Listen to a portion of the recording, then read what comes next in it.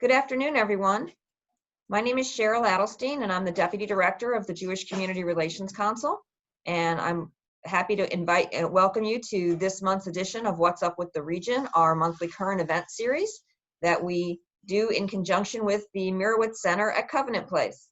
I understand, and if I'm incorrect, that we don't have anyone from the Mirowitz Center on the call today to offer their welcome. I know many of them have taken some time off for Sukkot, so I send their welcome, and we look forward to the day that we can be back at the Mirowitz Center with all of you. Our topic this month is the November elections and all the variety of different ballot issues that there are to think about, as well as voting safely.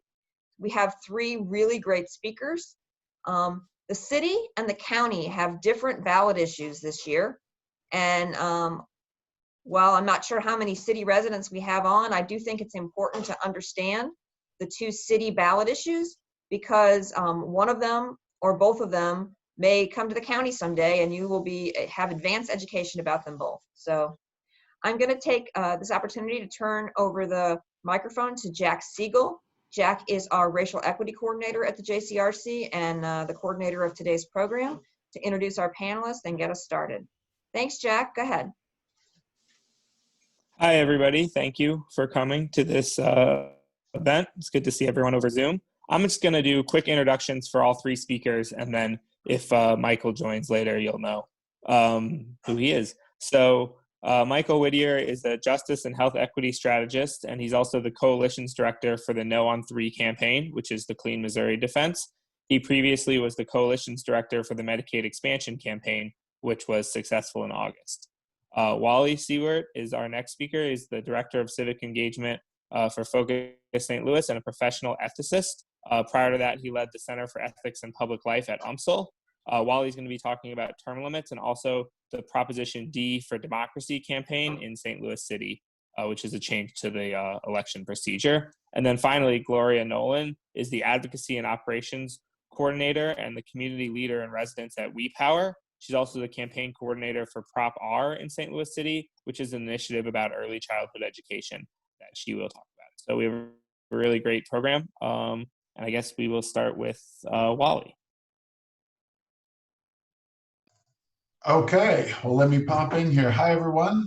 Thanks for having me. So I've got two things to talk about. Let me start with the simpler thing first, which is going to be on everybody's ballot because it's statewide, which is term limits. In this case, we're talking about term limits specifically for three offices: Lieutenant Governor, Secretary of State, or four of them, State Auditor, and Attorney General. The idea here is that this is a two-term lifetime limit, meaning that someone elected to this office can serve 2 terms, and that's it, period, for the rest of their lives. We already have those 2-term limits for both the governor and the state treasurer. So that's the kind of objective information about the ballot initiative. From the perspective of a political ethicist who thinks a lot about process, I want to warn folks about the knee-jerk response on term limits. Term limits seem like a good way to get people out of office and to hold government accountable. But there are really some very, very long-term and negative actual side effects of term limits. The one thing to remember about term limits is you're actually limiting the choices of voters, right? Because we have term limits, they're called elections. And if what you're doing via term limits is you're disallowing voters from re-electing someone. And limiting the choices of voters is something we should only do under very specific circumstances. And those specific circumstances really do kick in when we think about truly executive offices: president, governor, mayor, right? We don't want someone getting into that office, becoming powerful enough that they're impossible to uproot from that office. So for Secretary of State, auditor, things like that, the argument seems less crucial. In the sense that there isn't that danger of executive kind of authoritarian power from those kind of somewhat administrative positions. There's also a lot of institutional knowledge needed for those roles. And just to give you a sense, Missouri is one of 15 states with legislative term limits. We've had them for about 20 years now. And all of the data about legislative term limits shows that it doesn't do what the term limit advocates said it would do, namely create a more diverse legislature, give more control to people over the budget, hold legislators more accountable, elect different kind of people. It does none of those things. And instead what it does is it actually gives lobbyists more power because they tend to be the institutional knowledge in the room when everyone is 4 terms at most. And it actually gives the governor more power over the budget because the legislature does not include the budget experts that it used to. So that's the one on term limits. The second proposition is only within the city proper of St. Louis. That's Proposition D. That's going to make 3 major changes, and this is a little more complicated, so I'm going to go ahead and share my screen here and pull up this slide. So what you can see here are the 3 major changes that Proposition D makes to voting in the city. Number 1, instead of having the Democrat primary and the Republican primary and the Libertarian Party primary and the Green Party primary, we have one nonpartisan primary in which every candidate runs. So that's a major change. And the top 2 vote getters from that primary will end up in a runoff election. So that could be 2 Republicans, it could be 2 Democrats, it could be 2 Green Party candidates. It could be a Republican and a Democrat. But the people who get the most votes in that nonpartisan initial primary end up in a runoff vote. The second major change that Proposition D makes is approval voting.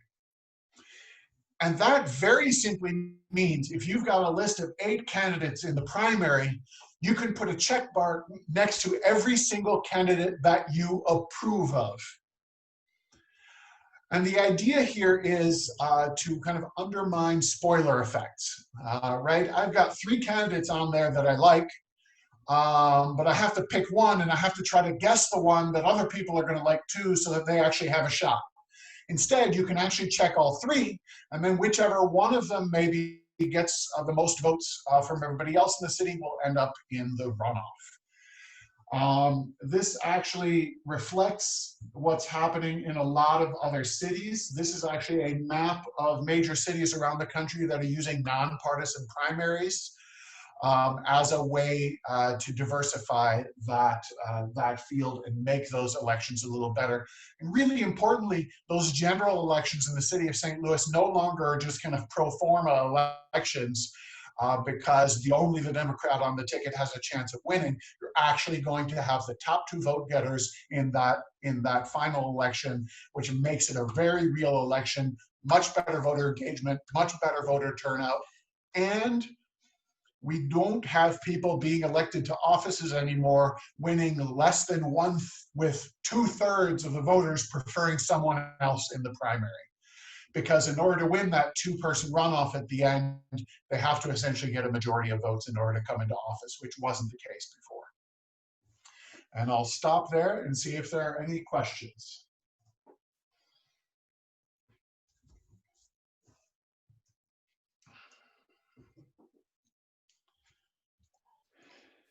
If you do have a question, you can raise your hand. Jack or I can find you, or you can put it in the chat. Wally, could you address, you know, in a very specific example from the last mayoral election, how this could have potentially played out if we had this system in place?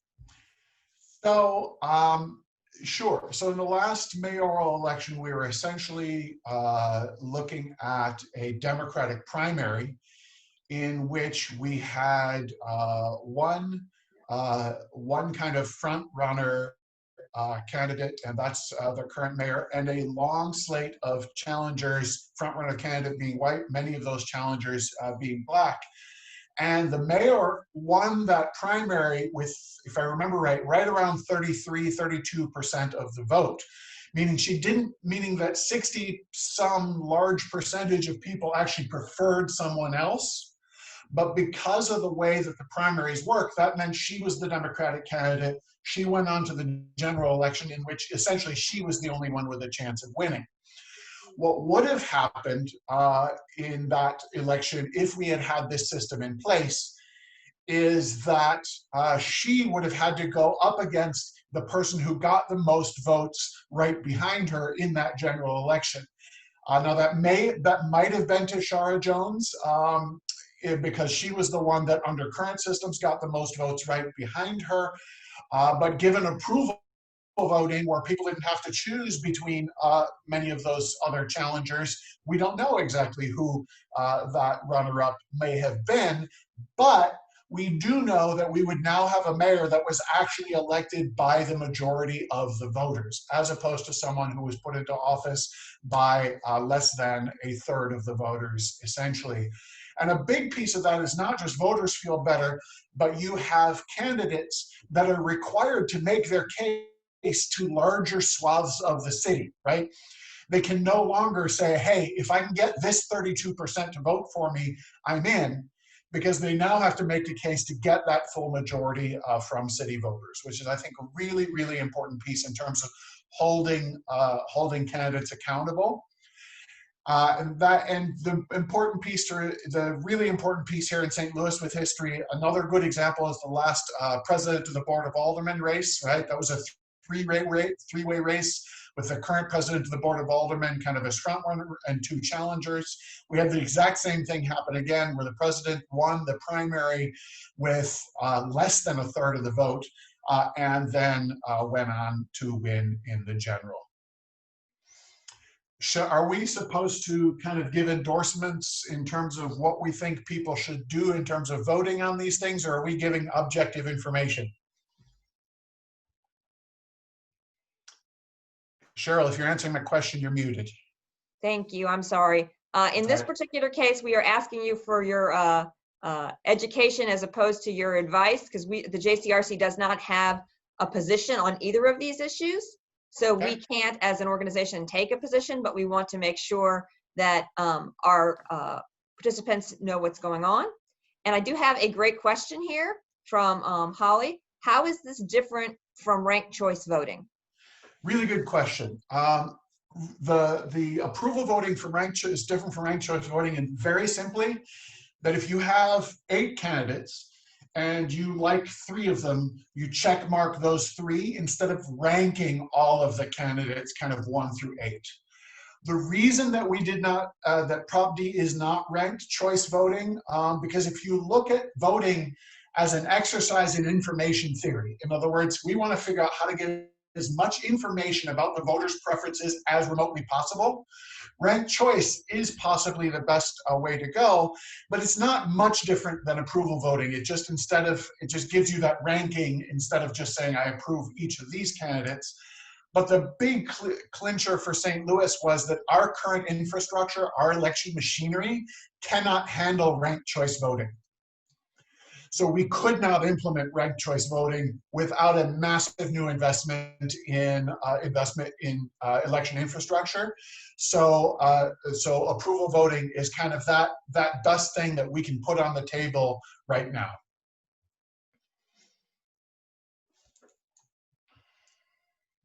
And if I do have also one question about Amendment 1 to ask.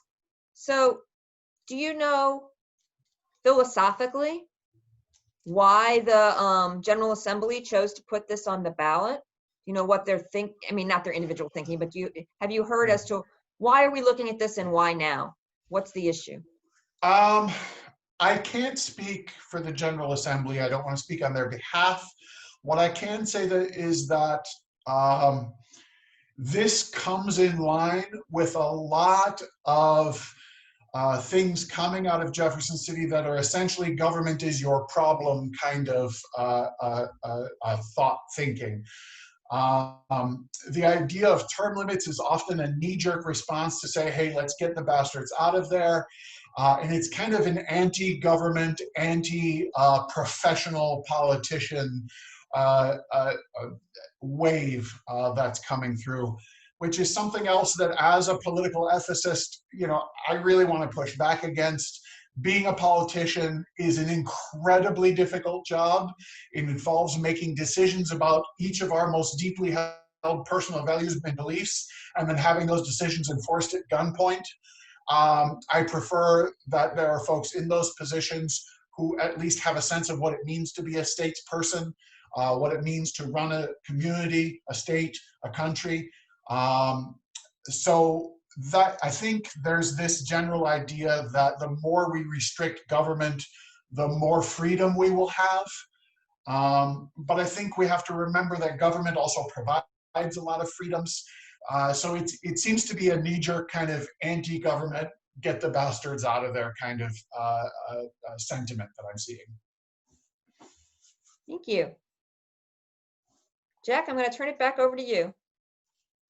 Okay, I haven't heard anything from Michael, so I think we'll go to Gloria next to talk about Proposition R. Thank you so much. Hi, everybody. I'm Gloria Nolan. And the name of our campaign is Yes on R, so I think just by definition, we're kind of giving a nod in one way, but I did take my backdrop down as to not persuade. And you're fine, Gloria, because we actually do have a position on this, and we support it, so you're good to go. Okay, thank you. I'm not a politician, and so I call myself one of those mad mamas. I am from St. Louis, born and raised, lived in North City, and just had some very meager beginnings. And I began to tell my story to people because it's important to share so that people know why I am lending myself to this work and why I'm so passionate about this work. But basically, I had a mother that was incarcerated, didn't know who my father was, and wound up in foster care in the city at the age of 8. And so grew up in this North City community, educated in the public school system. And so kind of with all of those things that were challenges in my life, they began to weigh heavily on me as a kid. And I started to act out in a way, fighting and things like that, just kind of going down the wrong path. But I was fortunate enough in middle school to be met with some really strong educators who were just very, very instrumental in showing me another way, really encouraging me and pointing me in the direction of getting involved and taking control of my future. And so with their help and with their guidance, I wound up, getting involved in different programs that were available. I did Upward Bound, the St. Louis internship program. I was a tutor for some of my peers. And so all of those things kind of really molded me. And I was encouraged enough to seek a college degree. And so I went to the University of Central Missouri in Warrensburg. And I left St. Louis after graduating in '98. And that's where I went. And I was gone from St. Louis for a total of 16 years. And so when I came back here, though, I was married with 2 small children and having to face the educational system as an adult and engage in it with my children. And so I saw it one way as a kid going through the system, and now I'm experiencing the system as an adult. And there are lots of gaps, lots of things that are falling through the cracks. And so with a new baby and a toddler, trying to figure out what to do about early childhood education was very daunting for me. But I did have a family member who ran an in-home daycare. And so that was the choice that we made for our kids. We moved back to the Walnut Park community. We rented a home there from my aunt. And then we put our children in her daycare that she had there for about 20 years. She was a phenomenal person. She did her best. and she really cared for the kids and provided safety. However, she needed some additional support. And that is something that we, as not only just as the city of St. Louis, the state of Missouri, or it's the country. There's no system in place for our children 0 to 3. Now, there are some spaces for early childhood starting at 3, but we miss a whole segment of the population in terms of the babies who need support and early learning and development. And so that's what Prop R is really seeking to provide. Additional support for those smaller centers that need resources, that need training, that need guidance on connecting families to screenings and things like that. And I talk about my son, who's now in the 1st grade, but at the time he had a delay in his speech. And I talked with my aunt about it, and she said, well, boys sometimes develop a little more slowly than girls. He'll be fine, he'll catch up, that kind of a thing. And it just didn't sit well with me personally. And so I wanted to make sure that I checked into something. I had to figure out how I could help him because I'm his first advocate. And I wound up talking about it with a coworker, and she told me about first steps, and we got him enrolled in some speech therapy at the age of 2. So then by the time he's in kindergarten in St. Louis Public Schools, then we already had gone through the process, and I was ready to seek an IEP for him to continue those services. So another parent in my situation that might not have known about these services, it would have been just detrimental for the child, I believe, because the child would have been that much further behind in their communication. And so I share my personal story as a part of this because it is a real life example of why we need to push in and why we need to generate awareness and funds for our youngest citizens. So what I'm going to do now is share my screen. And I have a small presentation here about, wait a minute, where did it go? I have a lot of tabs open. There we go. So I'm going to present this. And so this is a community-led campaign benefiting 0 to 5 in St. Louis City's most devastated areas. The campaign would generate approximately $2.3 million annually for early childhood services, and these funds would be distributed through the MHB, the Mental Health Board. And so I shared my personal story, but above all of that, there's no dedicated local public funding source for early childhood. Missouri is ranked 49th for child care subsidy reimbursements. There's limited access to high quality slots. And when I say high quality, put it in air quotes, because many of the centers haven't moved beyond the basic licensing requirements. And so to become a licensed child care provider, I could fill out a form today to start watching children in my home. But, the quality of the education or kindergarten readiness that children really will need might not necessarily be there. There are lifelong benefits that are afforded to children who are impacted.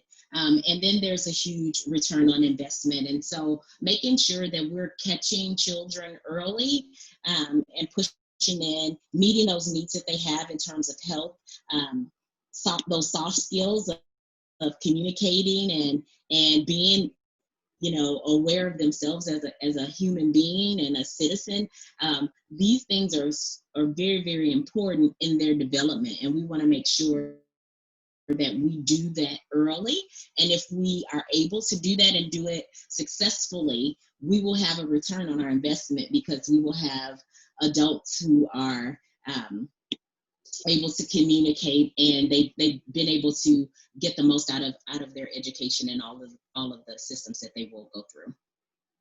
I talked about MHB being the agency that will distribute the funds, and the funds will be used towards technical assistance, recruiting and marketing, those social emotional supports and training, developmental and health screenings. And so that was something that I talked about with my son. So he needed something in terms of his developmental growth, and these dollars can be allocated towards that. We have a way for folks to get involved. Right now, we're less than 30 days out for this election. So we are seeking support, public support of the community. We are looking for volunteers to get on the phones with us, to talk to our neighbors. We're doing text banking. I'm launching canvassing efforts today, so people will be knocking doors, but in a safe way. So knocking doors, standing back, and having conversations, if it's possible, with residents, letting them know about this proposition and to vote yes on it. And if residents are not home, if voters are not home, we will drop literature off so that they will know more about what we're doing. We just are doing everything that we can to raise awareness. And of course, we are fundraising at all times. Every dollar helps to make sure that we're able to talk to voters and tell them about this great opportunity for us to set the standard in our state in terms of pouring into our youngest people. And then, of course, we have social posts. I think that's it for my short presentation, but I just wanted to, okay, so I see one message here in the chat, and so that's Head Start. Head Start is around, but there are limited slots for Head Start, and so the number of children that are in St. Louis City that need access to high quality slots would not be eligible. I mean, they couldn't all fit into the spaces for Head Start. So people are really making their decisions based on where they live. And for us, we're looking at it from an equity lens, and we want to make sure that no matter what a child's zip code is, that they have access to a high quality slot. I think Head Start did develop some seats for those 0 to 3-year-olds, but like I said, there again, it's very limited, and the smaller centers who are operating on their own, they need the support from this proposition. So I will pause here to try to field any additional questions that people may have, but overall, we're looking for support, and we're looking to be leaders in this. Yes, I see Terry with the hand raised. Yes. Gloria, where does the money come from, and does any of it go to providers? This money would be generated through a property tax. And so the property tax so MHB they had some funds that were remaining. They could have tapped into 25 cents, a 25 cents property tax, but they were only using 19 cents of that. And so this effort would raise the levy on those efforts to garner the other 6 cents. And the 6 cents that would be assessed would be added into this fund, but MHB would be responsible for getting those funds out to providers, and they would go through a grant process to receive those funds. I see Harvey chimed in. Thank you so much. This is very important. This is absolutely, Harvey. If you want to come off mute and add your voice to this conversation, I would love that, because childcare in these in these early years is more than babysitting. It is important to start that early learning as soon as possible. Yes, it certainly is. And one other aspect, and you gave a very nice and succinct report about your opinions and why you have formed those opinions. But another aspect is, besides the fact that the quality of education in our St. Louis schools in the city as opposed to out in the county is discouragingly unequal. But beyond that, one of the very, very important aspects that often is not emphasized is the importance of nutritional adequacy. Nutritional deprivation, particularly in the first 3 years of life, unfortunately causes lifelong cognitive decrements. And that the children who have been subjected to hunger and inadequate nutrition, that is not enough calories, hunger, do not do as well as those children who have been provided adequate nourishment. So I think that this proposal is a vital and key proposal. Thank you very much. I really appreciate that. In terms of the volunteer slots, I will drop a link in the chat to sign up through a system that we're using called Mobilize. And through Mobilize, you can sign up for a phone banking shift. And then text banking will happen as we enter into the GOTV phase.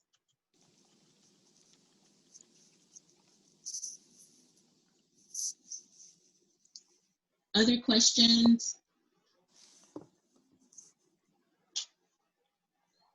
Well, thank you so much. That's perfect timing, and I think we can move on to Ben Singer, who's on to talk about Amendment 3. He was able to join on short notice, so that's lucky for us. And he worked on the Clean Missouri campaign and now leads Show Me Integrity, and is definitely able to talk about Amendment 3. Thank you, Gloria. We're so appreciative of you joining us. All right. Hi there. Thanks for having me. And Gloria, great to see you again. I met Gloria when I was working for Treasurer Tashara Jones. So hey there, Gloria. All right. So I'm going to share my screen and share a presentation about Amendment 3. So I think we will go through this for 10 to 15 minutes and then have 5 minutes to answer questions. It's a lot of content, so I might move quickly. So feel free, Jack, Cheryl, or anyone else to stop me if I'm going too quickly, okay? Here we go. So if anyone here is familiar with gerrymandering, the idea of drawing districts to advantage certain politicians or interests, Amendment 3 is to some degree a classic gerrymandering move, but in some ways is so much worse. So let's get into it.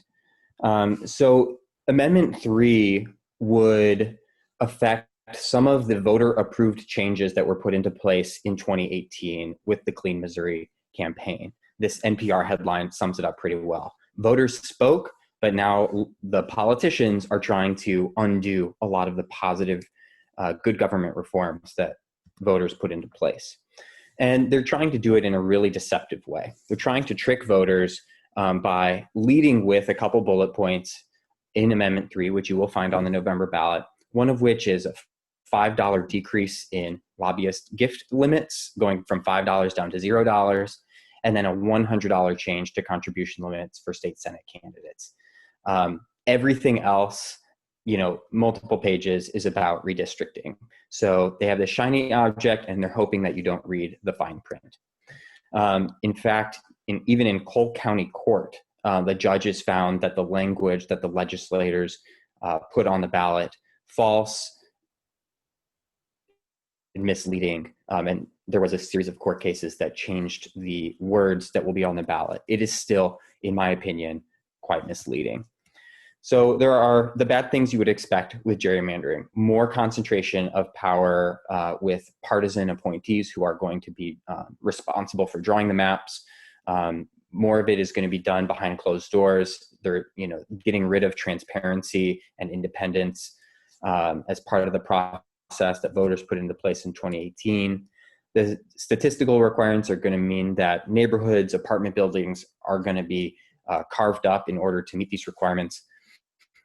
Weaken protections for voters to challenge the law or challenge these maps, and then new loopholes to protect politicians. So those are the bad things you would expect in gerrymandering.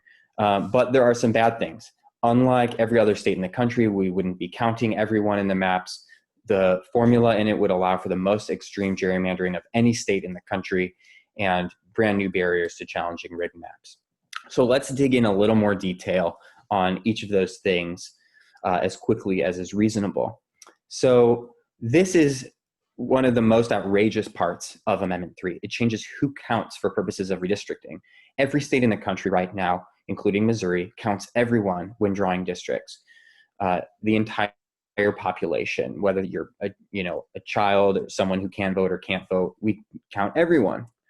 However, the Amendment 3 sponsors said that this would allow for cutting out children and non-voting immigrants for the purpose of drawing legislative maps. We're talking about getting rid of about a quarter of Missourians, mostly children, for purposes of redistricting. This is out of a playbook from a national gerrymandering expert who did a lot of this stuff behind closed doors, saying that this kind of way of doing redistricting would be advantageous to non-Hispanic whites. So it's an explicitly racist attempt to take away power from non-whites. And we'll get into why. So as you can see, children make up a large portion of the population, but they're an even larger portion of Black, Latino, Latina, and Asian American communities than they are of white communities. So that would mean these communities would lose representation in the legislature, decreasing the number of legislators who are representing them, and therefore their political power. So it's an explicitly racist attempt, according to the sponsor and the people who've designed this policy. And so Missouri would become the only state to not count children, and the sponsor of the measure explicitly said that this would allow for that.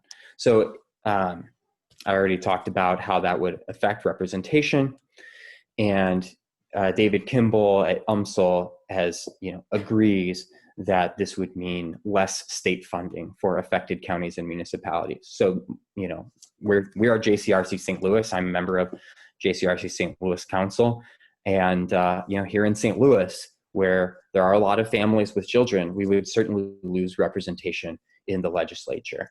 And you will even see in the fiscal note for Amendment 3, local governments do expect to see significantly decreased revenues because of this loss of representation in the legislature. Now, let's get into the gerrymandering, the explicit gerrymandering portion of this. We can actually measure gerrymandering. There is a statistical measure for how gerrymandered a map is. Not an individual district, but an overall map. So to ensure no party gets an unfair advantage, because we have seen across the country and even in Missouri, both major parties try to draw maps to advantage themselves. You can set the statistical measure called efficiency gap at a maximum level to say no party, as the maps are drawn, we shouldn't, we should follow the statistical measure to ensure fair maps. So that's what Clean Missouri did in 2018. It was a great accomplishment. However, Amendment 3 does the opposite. Instead, it says it can be, instead of trying to minimize gerrymandering as much as possible, get it as close, the efficiency gap as close to 0% as possible, we can take the efficiency gap, the statistical measure of gerrymandering, all the way to 15%. And this is in the fine print, but it's a really important number, 15%. And that means that if Missouri were to follow that and have that kind of statistical measure of our maps, which Amendment 3 would allow, we would be the most gerrymandered state since Mississippi in 1979. So Amendment 3 would allow Missouri to become the most gerrymandered state legislature, not only in the country, but anywhere in the country since 1979. Finally, Amendment 3 prevents accountability, even if maps are drawn illegally in ways that don't even follow these horrible requirements. It takes away the rights of Missourians from having our day in court to sue over maps that are drawn illegally or unfairly. It blocks Missourians from suing, and it stops judges from throwing out any illegal plans. So this is why there's a huge coalition opposing Amendment 3. Radical gerrymandering in the fine print of it, overturning the will of voters from 2018. And that's why we have a huge bipartisan coalition encouraging a no vote on Amendment 3. That includes Reverend Starsky Wilson, who is always concerned with democracy and the representation of marginalized communities in our democracy, including Black and Brown communities, and Senator Danforth, Republican former U.S. Senator, who's been outspoken against gerrymandering nationally and here in Missouri, who's also endorsed a no on 3 vote. So we need your help. Please spread the word. The first thing you can do is go to your Facebook or your other social media outlets and follow Clean Missouri and share. And we would love for you to endorse and grow our coalition. But right now, what Clean Missouri really needs is your help volunteering and donating. Right now, there are TV ads up. We would love to be doing more paid media. We also want to be doing more voter contact. So we rely on donations. I say we, as if I still work for Clean Missouri. But Clean Missouri needs your donations, needs your volunteer support. So please go to cleanmissouri.org/volunteer and/or/donate to join and do your part. So with that, I'll stop screen sharing, and I'm happy to answer any questions. Benj, there's a few in the chat that I'll pose, Great. and then I know others will jump in. Les Sturman asks, would excluding children and immigrants from the populations for the purpose of redistricting be constitutional? Is there? Great question. So yeah, when I was talking with Senator Danforth last week, he expressed the same thing, and I've talked with Sean, the campaign director at Clean Missouri, and I do think there would potentially be litigation around that point. In the Constitution, it does say that redistricting for purposes of U.S. Congress should be done by total population. I'm not an attorney, I just pretend to be one, so I couldn't tell you how that applies to state legislative maps. So I think there's a legitimate concern there, though. I think that's all I could say on that question. Well, it does say in our Constitution right now, total population. So if this amendment passed, it's basically changing the Constitution to say this is possible. Right, exactly. It is a constitutional amendment, which is what makes it so dangerous. Benj, I know if I come off the screen and go find it, I can find the wording to the amendment. Do you have it handy, the actual wording? If not, you keep answering questions and I'll go find it because it's interesting. Yeah, why don't I could pull it up very quickly, but I'm happy to just go to the next question if there's some specific language you want to look up. So Cheryl Watley asks, why can't we go to computerized redistricting? That's a good question. So that is actually how a lot of gerrymandering done by the politicians happens. They hire these consultants like the guy who I quoted, who talks about how not counting citizens could be advantageous to non-Hispanic whites. They whether you're a good guy or a bad guy, let's say for purposes of fair redistricting, you use a computer to meet your objectives. So certainly under Clean Missouri, with the statistical requirements for fair and competitive maps, the nonpartisan demographer would use a computer almost certainly for purposes of following those clear, transparent criteria to draw maps.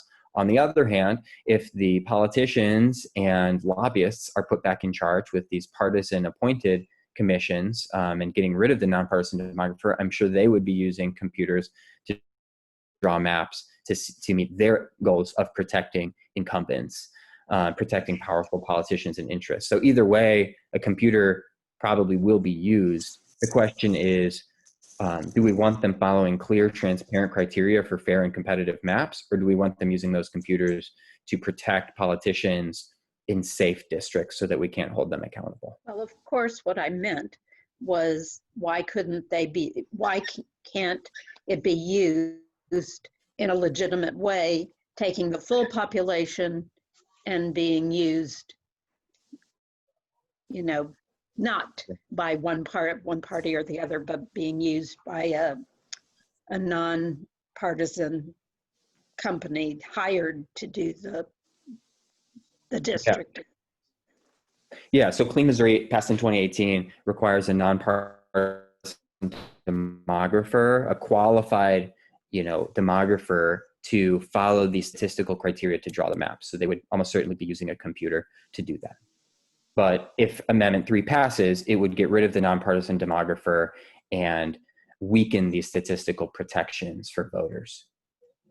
Yeah, I'm just going to share my screen briefly just to show you some of the language that we're talking about here.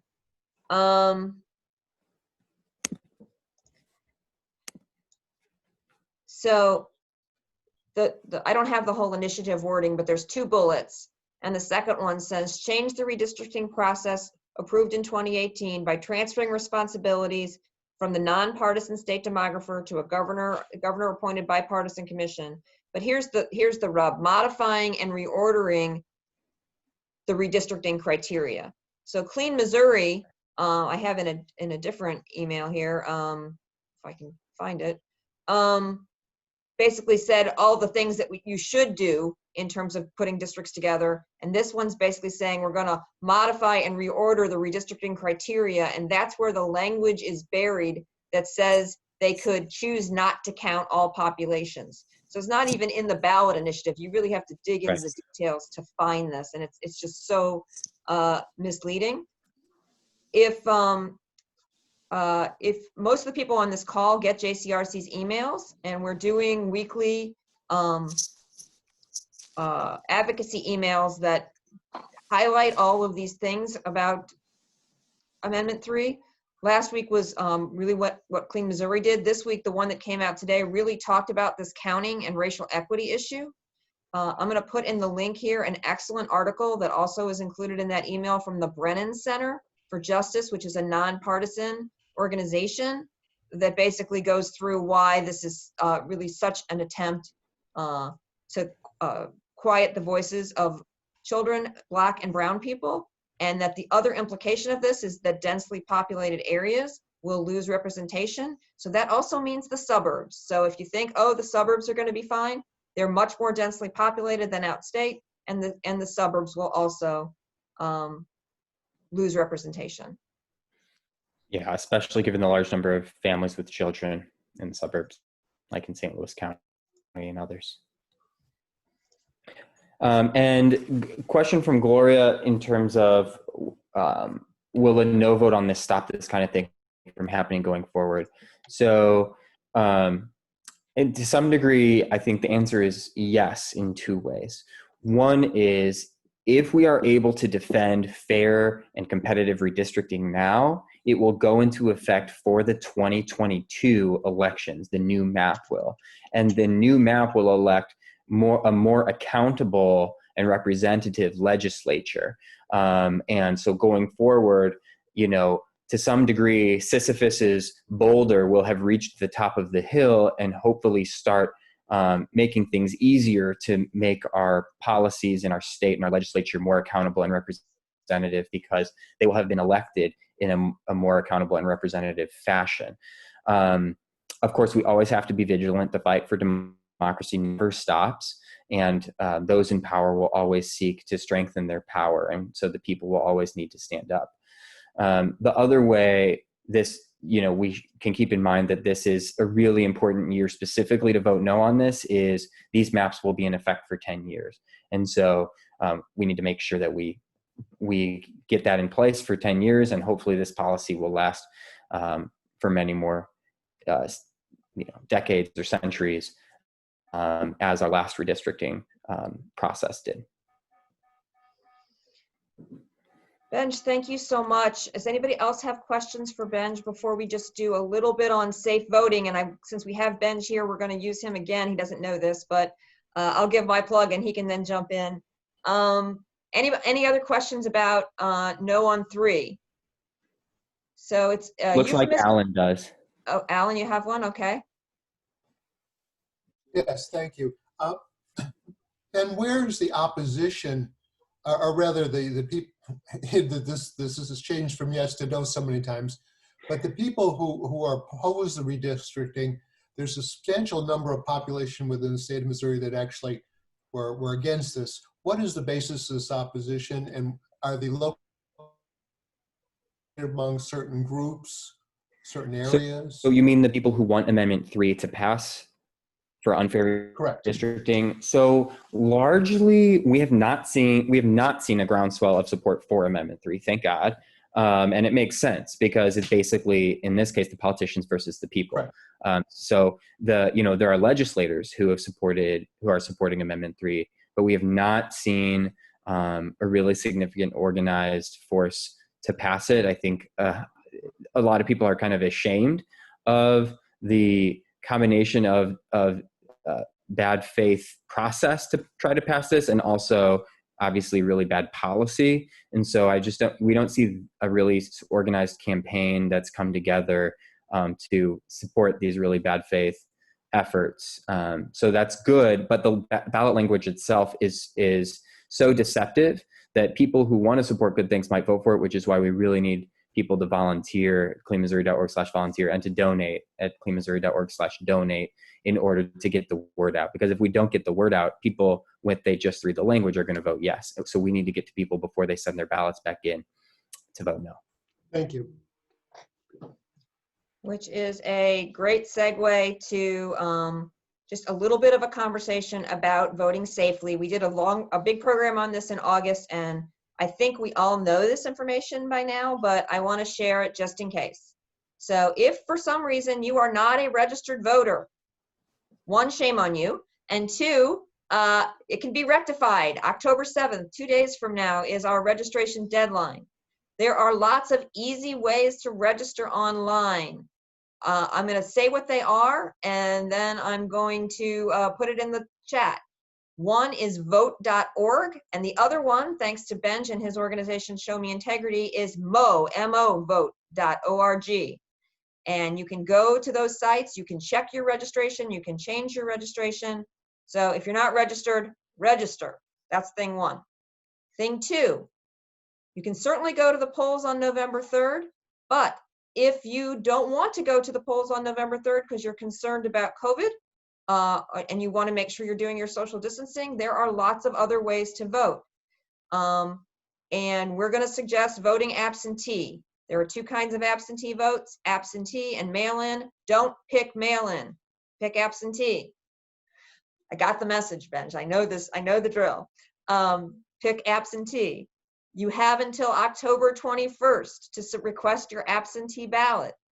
Go to movote.org, where you will be able to completely request your absentee ballot online, and then it comes to you filled out, you sign it online, and you send it back electronically to your election authority. I know this because I've done it twice, August and November. Got a very quick response from the city of St. Louis that they received my application, and 2 days after the deadline, September 22nd, got my ballot in the mail. This works. Request your absentee ballot. The other thing, and then, I'm not going to go into all the notary requirements. They're there, and there's lots of notary drives, including one sponsored by JCRC and NCJW, and I can certainly answer any questions about that. But what I really want to talk about, and then I'm going to turn it over to Ben to see if he has anything to add, is that both St. Louis City and St. Louis County have gone out of their way to make sure that absentee voting can happen safely.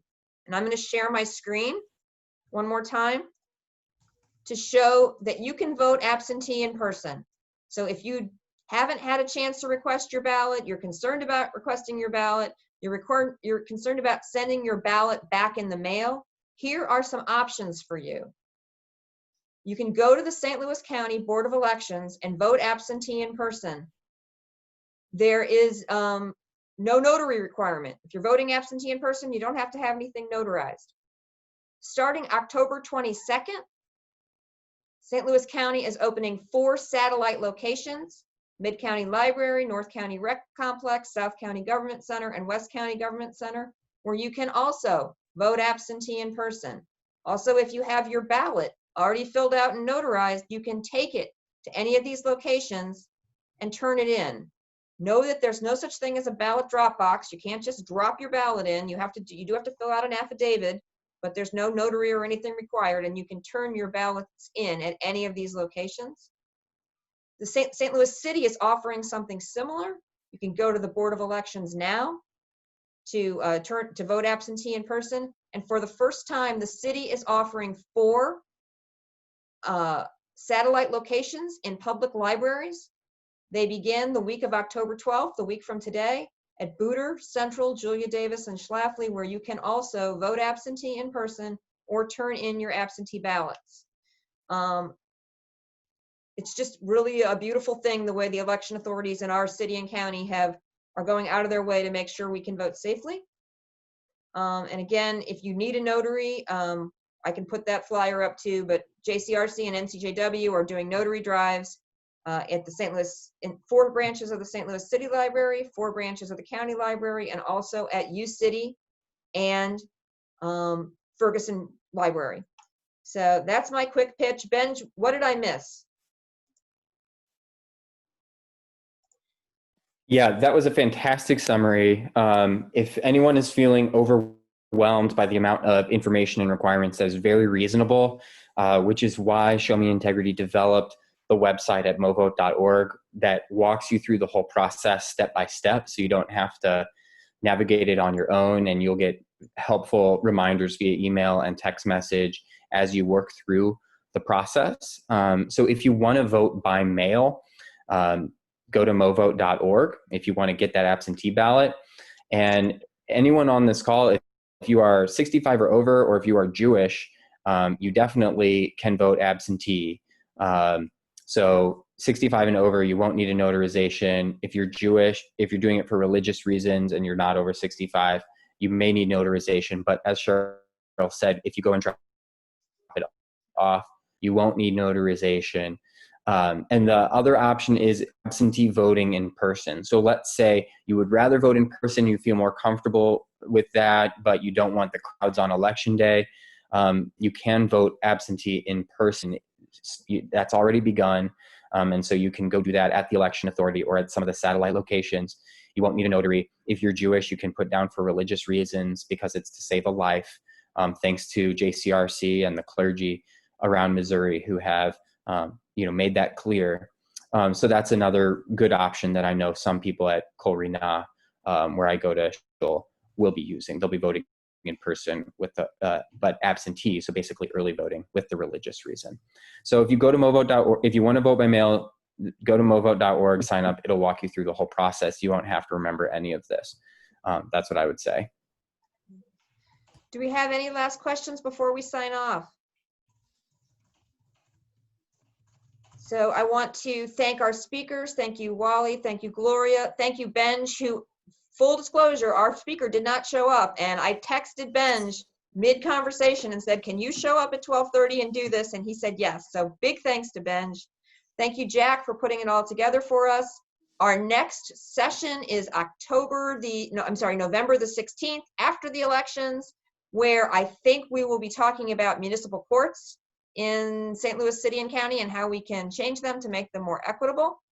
So thank you all very, very much. And if you didn't get it before, vote no on 3. If you're a city resident, vote yes on R.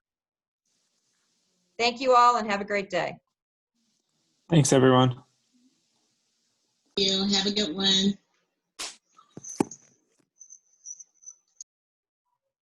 Thank you all. Thank you. Thanks, Cheryl. All right, I'm going to go ahead and end. Thank you.